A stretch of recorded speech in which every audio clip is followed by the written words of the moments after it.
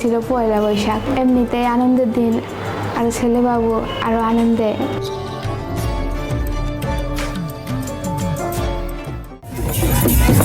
বাংলা বছরের প্রথম সকালে নতুন সূর্যের সঙ্গে জন্ম নিল এক নতুন প্রাণ। ঠিক এই শুভক্ষণেই নবজাতকের আগমন হয়ে উঠল এক পরিবারের আনন্দের উৎস।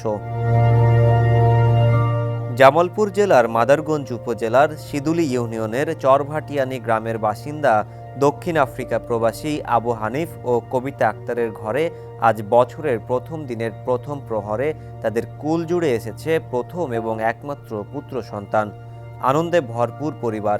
নতুন প্রাণের আগমনে খুশির ঢল এসেছে, মুছে গেছে যেন সব ক্লান্তি। দিনটাই ছিল পয়লা বৈশাখ। এমনিতেই আনন্দের দিন, আর ছেলেবাবু আরো আনন্দে। আমার ছেলের ভাগ্যটা অনেক ভালো, পয়লা বৈশাখের প্রথম দিনটায় জন্মগ্রহণ করেছে। আমাদের জন্য দোয়া করবেন। জামালপুর হজরত শাহ জামাল রহমতুল্লাহ জেনারেল হাসপাতালে সিজারের মাধ্যমে কবিতা আক্তার জন্ম দেন পুত্র সন্তানের।